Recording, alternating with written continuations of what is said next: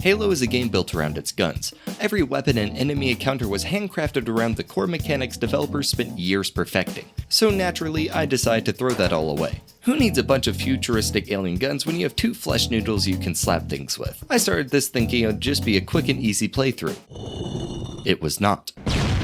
I figured a plan or strategy would be a waste of time to come up with, so I didn't. I don't shoot, I don't reload, I don't switch weapons, I don't even reload checkpoints for health. I run in blindly, and if I die, I do it again until it works. Playing this way had some unintended consequences, but I wouldn't let anything stand in my way. I wasn't even sure if it would be possible with the flood and end segment, but I wasn't stopping until I found out for sure if you can beat Halo without using guns. After waking up from stasis and doing some quick calibration, the action picked up. I thought I was stupid for trying to beat the game without guns, but I quickly realized that everyone around me was somehow even worse, as they had no survival instinct whatsoever. In the first 30 seconds of the Covenant attack, two scientists either stood still or actively walked towards danger. I couldn't punch yet, but luckily it seemed like everyone I came across was too preoccupied to shoot at me. After I met with the captain, I was handed an unloaded pistol and sent to find a way off the ship. You may have noticed the P prompt in the corner. I didn't say anything previously, but I changed the fire key to P for perfecting my performance. Pressing P would be problematic, but purposely performing poorly would be practical. Instead, by pressing left click to project my punches, I could potentially pounce upon people with predator precision, all for the pure purpose of plastering the Covenant. My first victims were some grunts nearby who attempted to flee to no avail. In the next room, I engaged with an elite who, after seeing he was outmatched, began to retreat. I followed him to finish him off when I turned the corner and found myself in an ambush. I was immediately surrounded and pummeled from all directions. If I wasn't on easy mode, I would have been toast. Yeah, that's right, I said easy mode. It might seem boring for now, but I promise, it'll be obvious why I chose it very soon.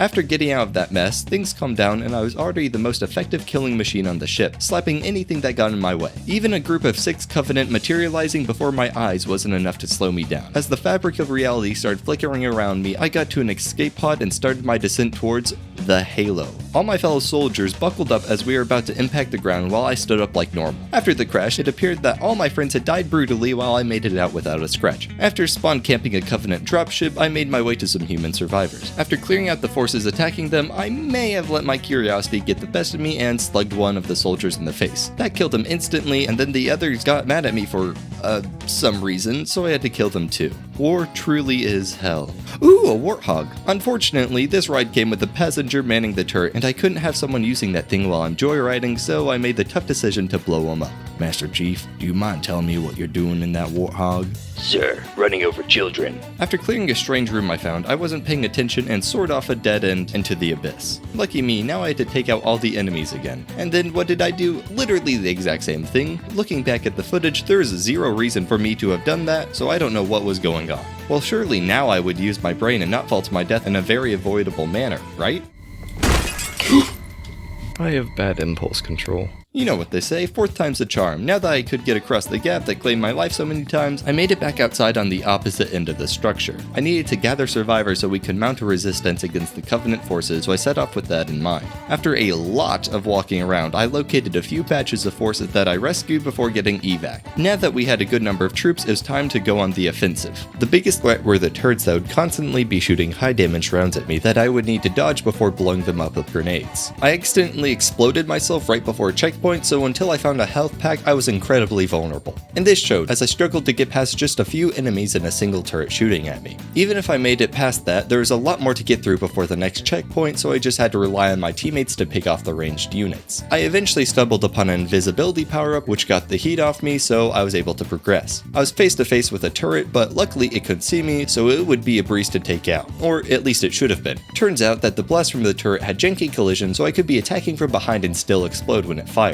This was annoying and not apparent at the moment, so I just threw myself at it again and again. The first time I got close with dealing with it, the game decided that it had enough of my antics and the barrel of the turret clipped me through the ground. Faced with all this, I decided the best move was just to punch the turret off the ledge it was perched on. I was just about to succeed when once more the game decided I wasn't done yet and I randomly exploded. Like, I'm not even close to anything that could have caused that. Whatever. Next time, I didn't randomly combust and jumped down to finish off the survivors. We now headed to the gravity lift to board the alien craft. Unsurprisingly, Unsurprisingly, there was a large force that would need to be dealt with. I'd gotten used to throwing grenades at this point, so I strategically took out the turrets before turning my attention to the foot soldiers. I was this close to clearing out the horde when I walked right on one of my plasma grenades and went flying. After recovering my progress, 2 hunters beamed down to try and stop our advance. However, an amazing grenade did a lot of damage and it wasn't hard to finish them off. Now my troops and I were able to board the Covenant cruiser and cause some chaos. I left my team behind to find a way to infiltrate further into the ship, and no one could stand in my way as I charged through battalion after battalion. We got deep into the ship, and Cortana told me to find the captain from the beginning in one of the holding cells. The Covenant started sending cloaking units to get the drop on us, but I was able to take them on while my troops took out the weaker enemies. Past the control room, I found a bunch of pathways that led to one of the holding cells. Unfortunately, I was too late to save the people here and would need to keep looking. I finally picked up a health pack and continued to search the hallways. I followed the trail of enemies to my objective and prepared for a fight with several high-tier foes. It was going fine until I stuck a grenade to one of the mega elites and he decided to kamikaze me, which took us both out. Next time, I made sure to not let that happen and was able to free the captain and some other troops. Now it was time to make our great escape, so we went back through the winding hallways and made our way to the transportation bay. We were going to need to fly ourselves out of here, so we acquired a transportation cruiser. After crushing the Covenant still following us, we escaped to go meet up with the surviving humans. The next mission had me hot dropping onto a beach where a fierce battle was going on. I charged in like a Pokemon card scalper and made sure none survived. I was rewarded with a Warthog and drove off. I found the target facility and crashed my car into the main entrance before blowing everyone, including myself, up. Redoing that, I almost made it in before they locked down the building, meaning I would have to fight my way out and around to find an override terminal.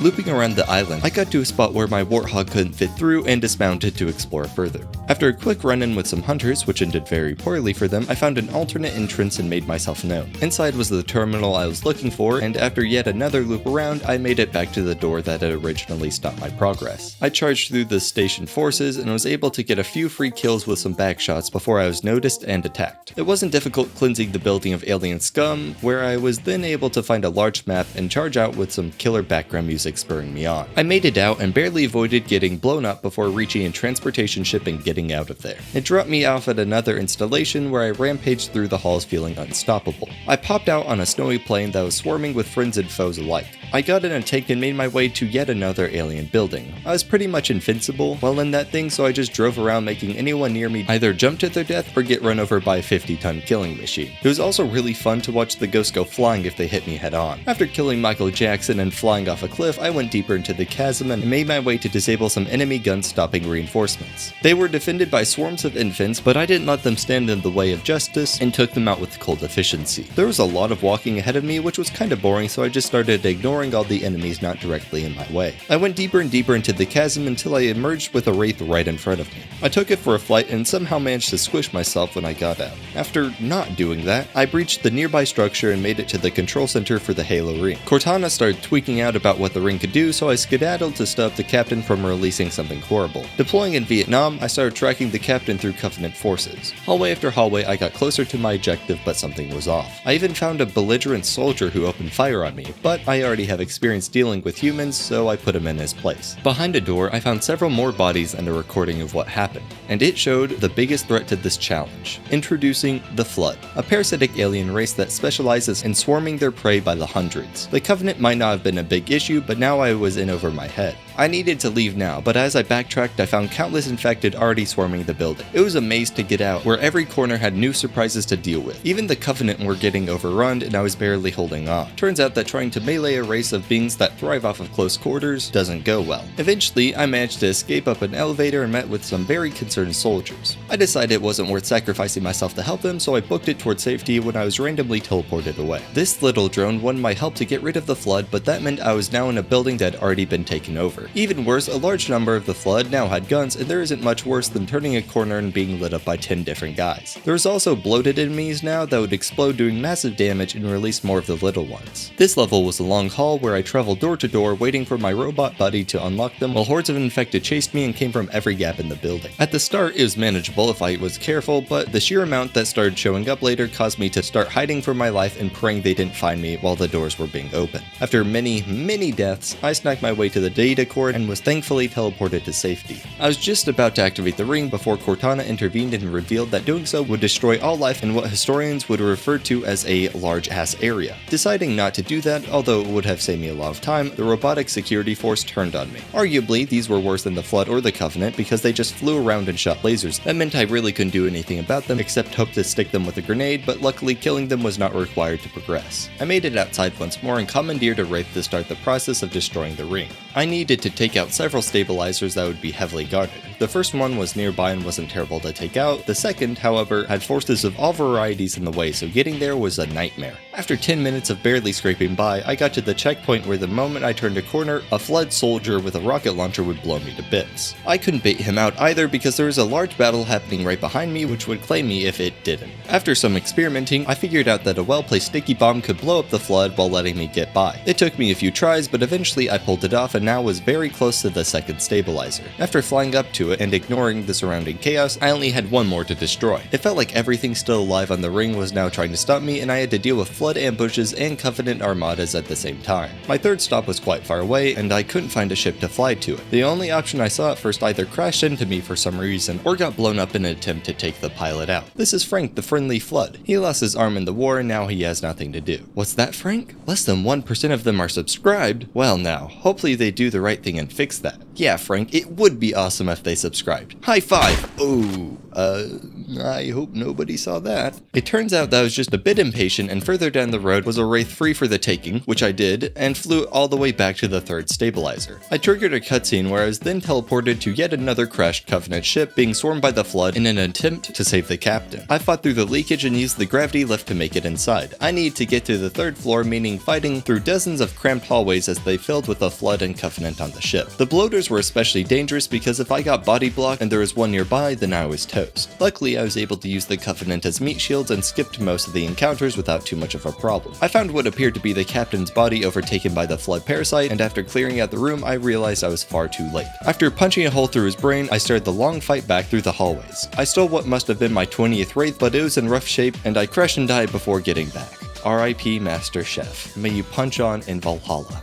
Nah, just kidding, I made it. I headed towards the bridge to use the captain's brain bits to overload the ship and cause a big enough explosion to destroy the ring. Like everywhere else, this place was full of enemies, but I was used to that at this point and just pushed through them like it was nothing. I started the countdown to self-destruct the ship, but the drone from earlier turned out to be a board and stopped our plan. The only way now was to manually puncture the engine to cause a massive explosion. Running away from the robot assassins that were sent after me, I navigated to the cryo room. There were so many Flood here at this point that I was constantly getting body blocked. I had to carefully use my grenades to clear the hordes as they gathered in front of me. After briefly getting lost in the armory, I reached the main engines and got to work. I had to unlock the main vents and throw grenades in them to cause enough damage for the plan to work. Normally, you could use a rocket launcher to accomplish this, but I don't think I need to explain why I won't be doing that. I figured out a pretty good system for jumping on the vent cover for a good angle, then using it to get back on the main platform. It wasn't perfect and falling was still an issue, but I was able to deal with everything that was going on relatively well. After I was done with that, I took an elevator up to hopefully get extracted before it went nuclear. I got in a crashed Warthog and drove as fast as I could.